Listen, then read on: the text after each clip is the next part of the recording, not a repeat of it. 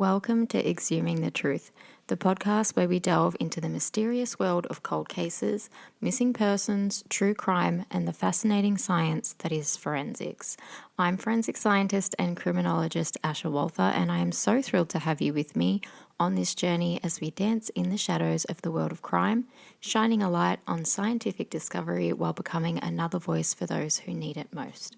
So grab a drink and get comfortable while we jump into this episode together. As always, I would like to extend a content and trigger warning. This podcast is recommended for persons over the age of 18 and contains explicit content not suitable for minors. We will be covering sensitive content that ranges from sexual assault, physical, mental, social, and emotional abuse, suicide, homicide, murder, attempted murder, and other violent crimes, including crimes involving weapons and drugs. This often extends to drug misuse and other harmful and illegal activity. If you find any content to be distressing, I have listed a number of resources that may be able to help you in the podcast notes. I would also like to remind our listeners that all victims and all perpetrators are someone's loved one, so I ask that any discussions in our group or on our social accounts remain respectful of that at all times. And by listening, you acknowledge that all persons of interest remain innocent until proven otherwise. Good afternoon or evening or morning or midday, wherever you're listening from. I'm recording from bed this week, which is fantastic. Before I forget and get into housekeeping, I want to mention I did have a friend send me a message asking when the next episode was out, and we had to check and see what platform he was using and discovered he is using Spotify, which has not removed my initial and old account. If you are using Spotify, you want to be using the Exhuming the Truth account that has a red font, not the mixed colors for the font. All of the current and weekly episodes are on our new one, which is Exhuming the Truth with the new logo with the red writing. So I just want to make sure everybody is aware of that. Let me know if you have any trouble. I'm really hoping Spotify delete the other account, but we'll see. All right, but into housekeeping. My lovely editor and bestie, Josh, is helping me at the moment to create a website so we can have a bit of an article for each episode.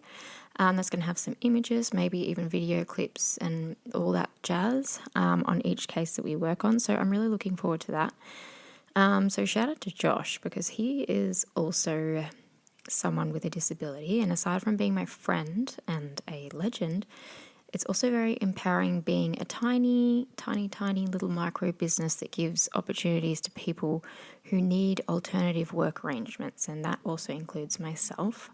So if you're listening, you're also supporting access, inclusion, and diversity, which is a big part of my life and something we need more of. So thank you to Josh. I cannot thank him enough. What else for housekeeping? It is currently school holidays as we prepare for Easter this weekend, which is so nice.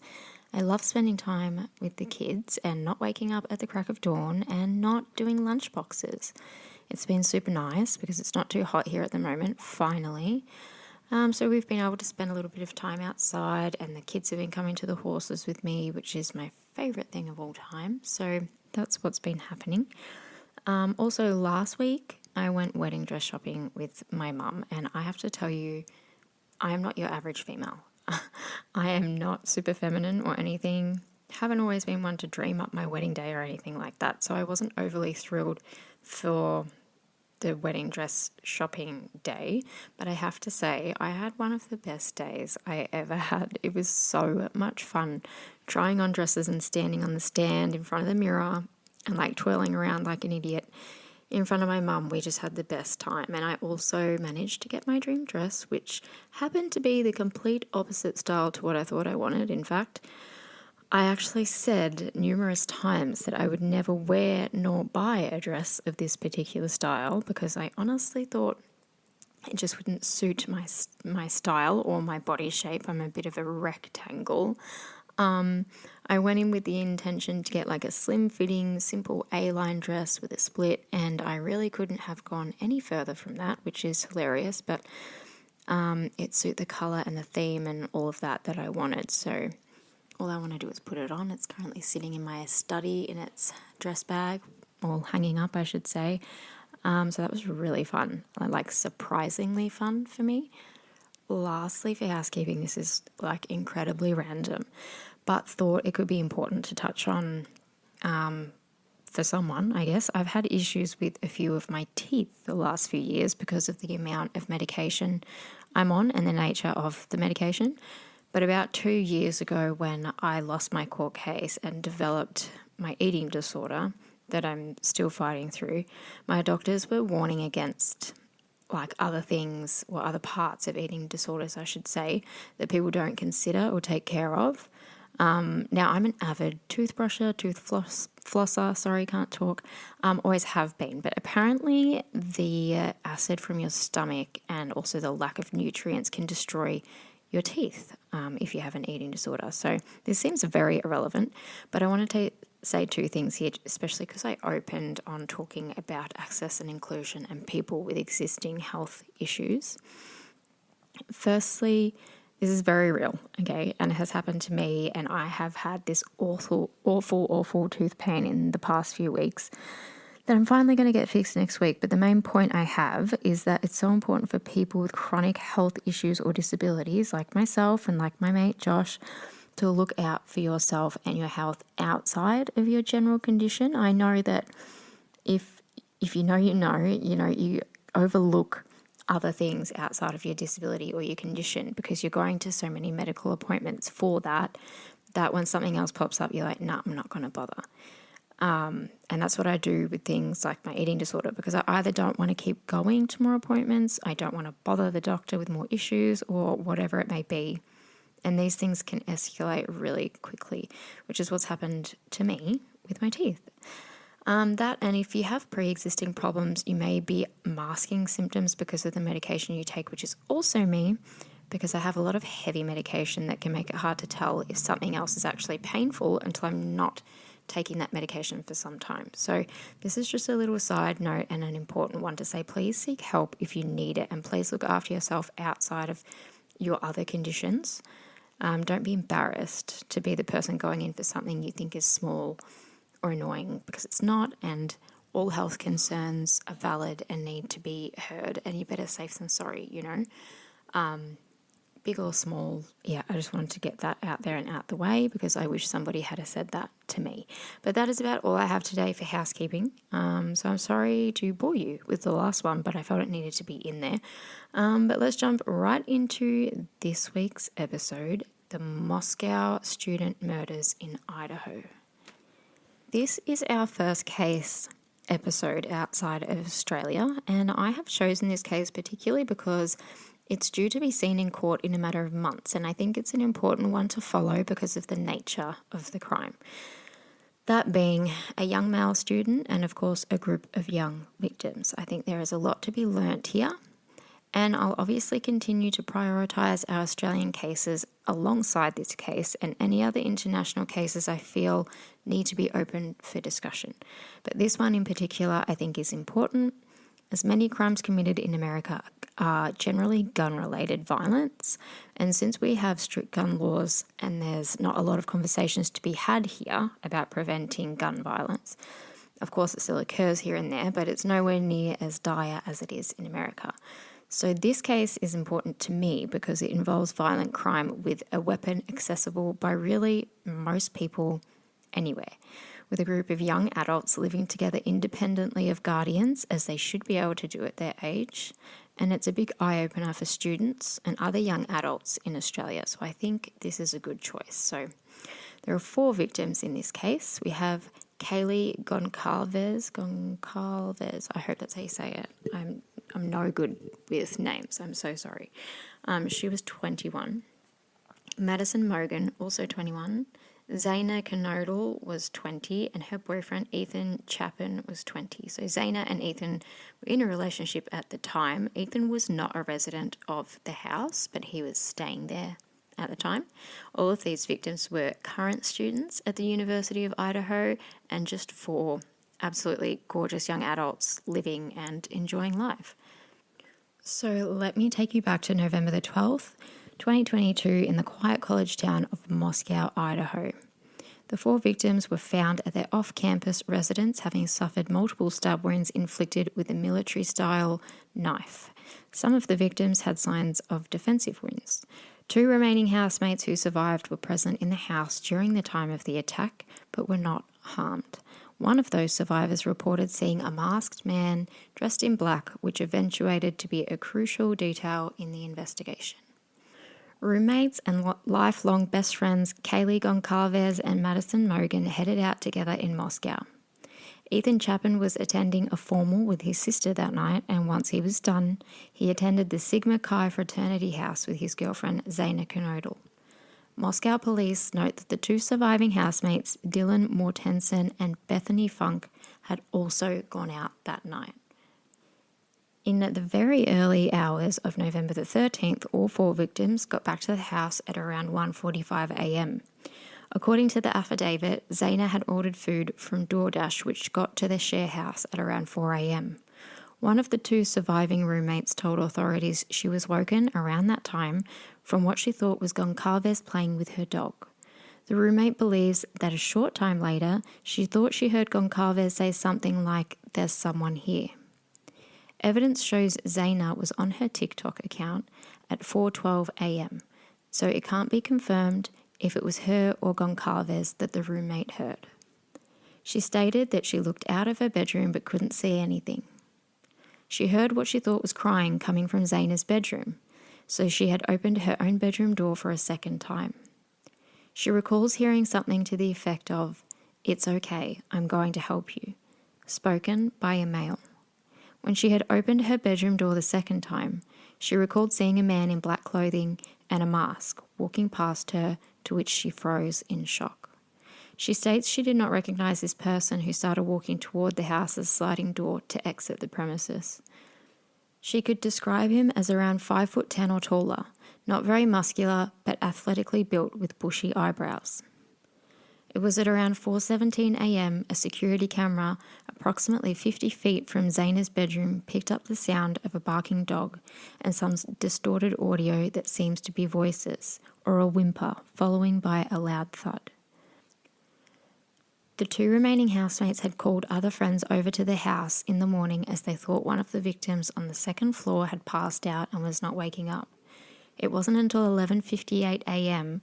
on November the 13th that a 911 call was made from one of the roommates' mobile phones, to which they requested help for an unconscious person.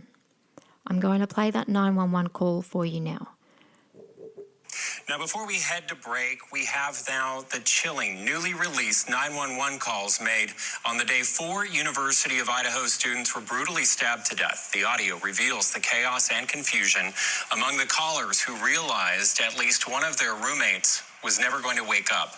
The audio released on Friday, a woman called 911 just before midnight on November 13, 2022. She sounded very upset while saying, quote, "Something happened inside our house." Breaking down crying, then she tried to give the address. That's when another woman took the phone away. Take a listen. 911 location of your emergency. Something is happening. Something's happening in our house. We don't know what. What is the address of the emergency? 1122.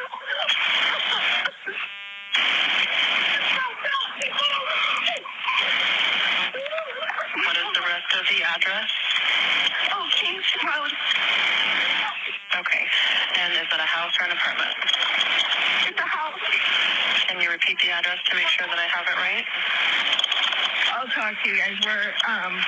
We live at the White, so we're next to them. I need someone to repeat the address for verification. The address, 1122 King Road. And what's the phone number that you're calling from? What's your phone number? And tell me exactly what's going on.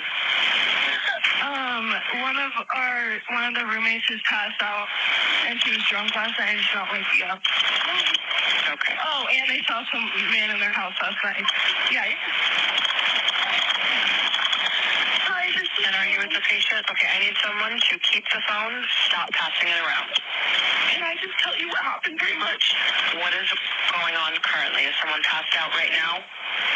I don't really know, but pretty much at 4 a.m. Okay, I need to know what's going on right now if someone is passed out. Can you find that out? Yeah, I'll come. Come on, we gotta go check. But we have to. She's so slow. What's wrong? She's not waking up. Okay, one moment. I'm getting help started that way. Okay, thank you.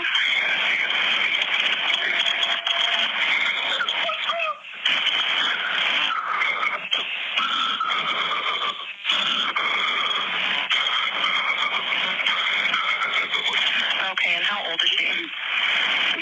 She's 20. 20, you said? Yes, 20. Here's my Okay. Hello? Hello? Okay, I need someone to stop passing the phone around because I've talked to 4 different people. Okay, sorry, they just gave me the phone. Is she breathing? Hello?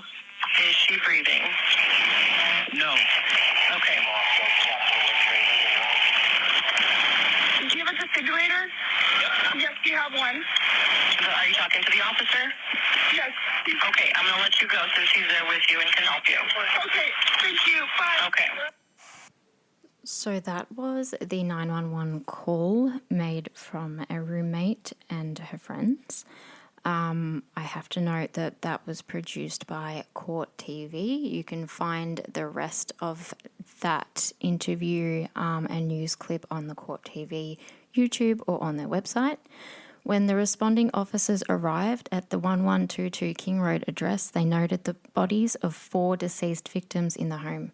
They reviewed surveillance and saw a white Hyundai Elantra go past the victim's house 3 times before entering the area for a 4th time at 4:04 a.m.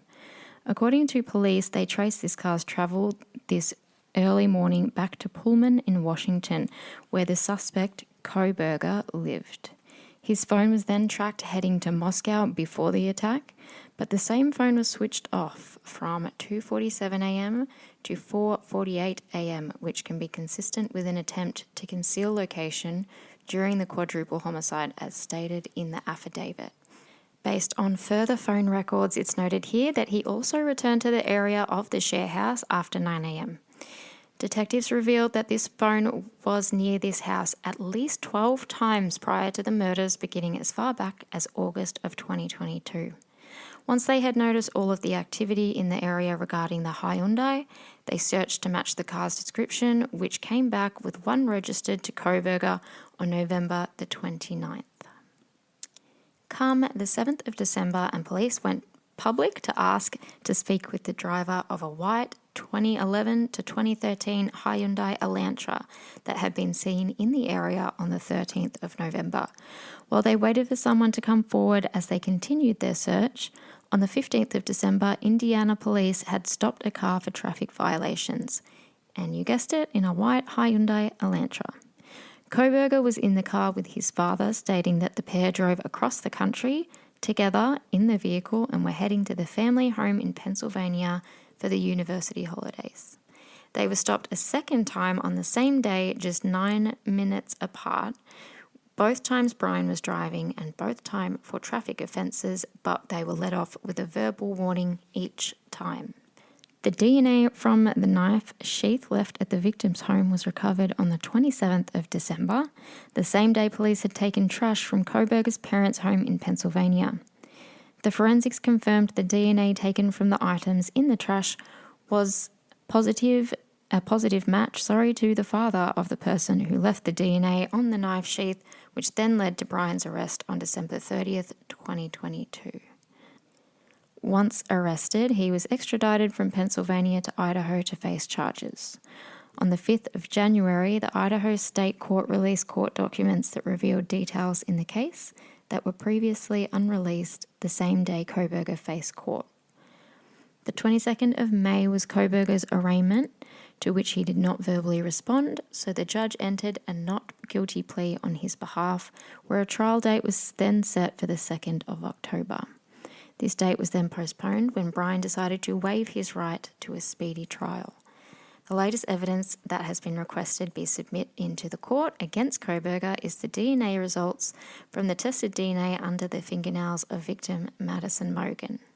The names of the results are redacted for now, but I assume if they are requesting these be submitted into evidence, it may not be a good result for Koberger. So a little bit of information into Koberger and how he came to light as the prime suspect in this case. Brian Koberger was arrested on the 20th of December 2022.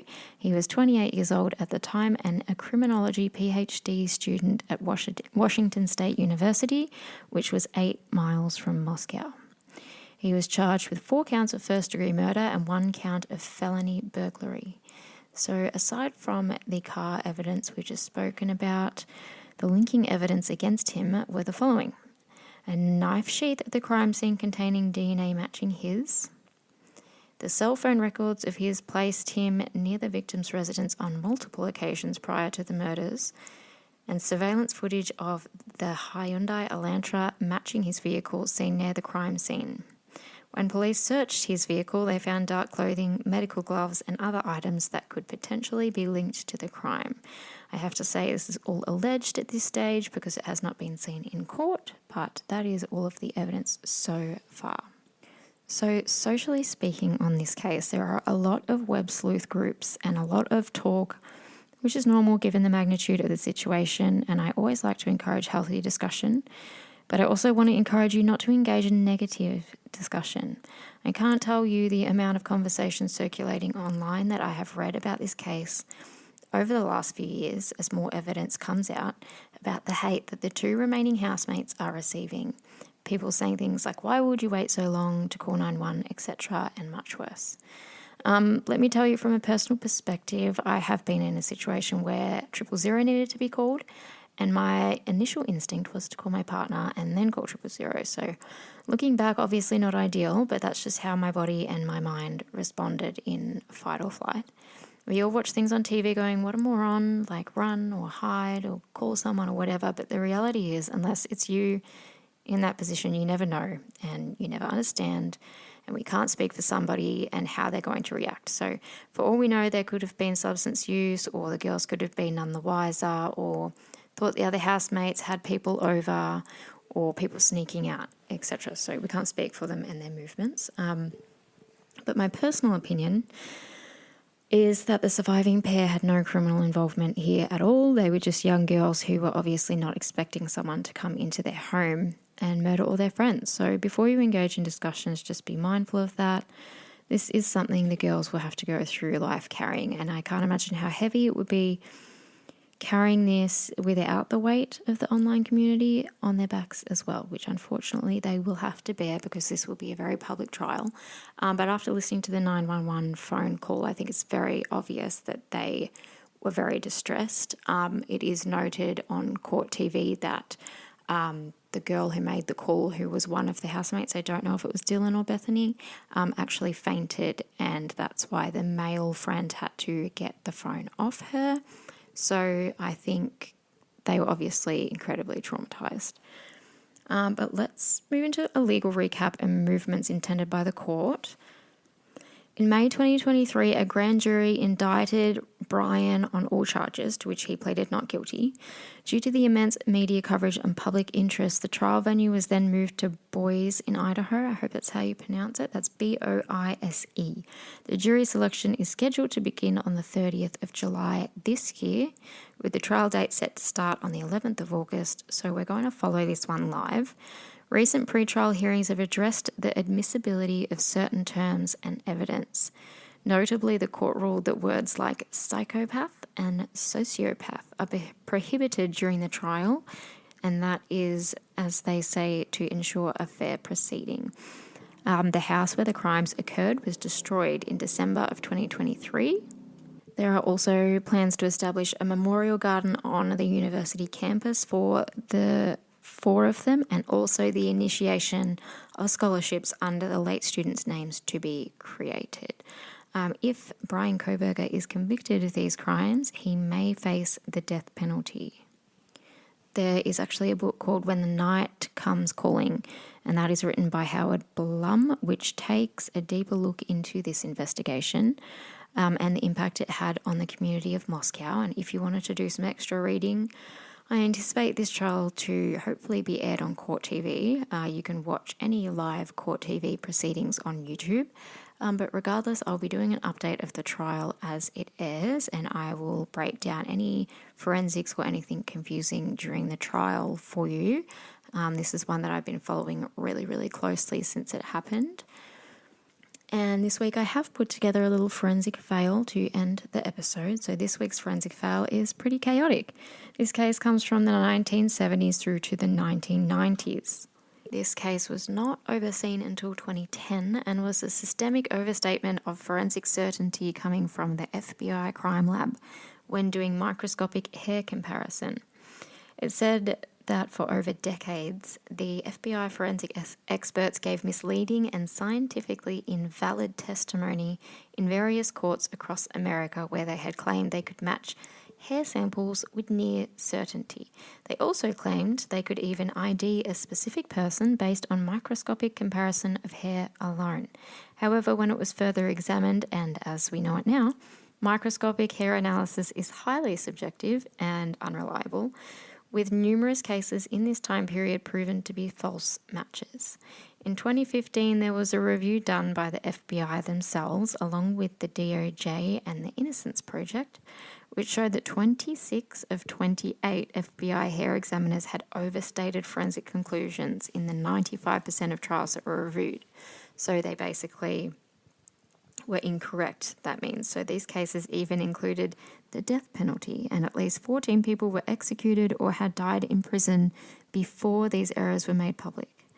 One case example in this is Kirk Odom, who was convicted in 1981 of the rape and attempted murder of a woman in Washington.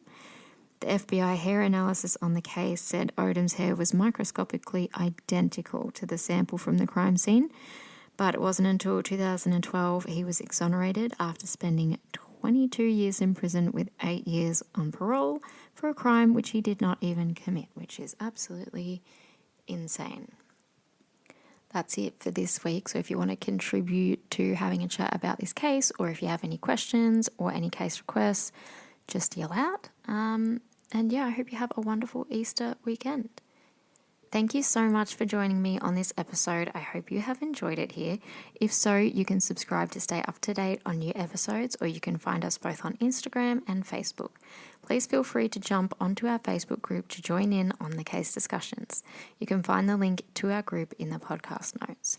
As always, stay curious, stay informed, and until next time, trust your instincts and keep seeking the truth.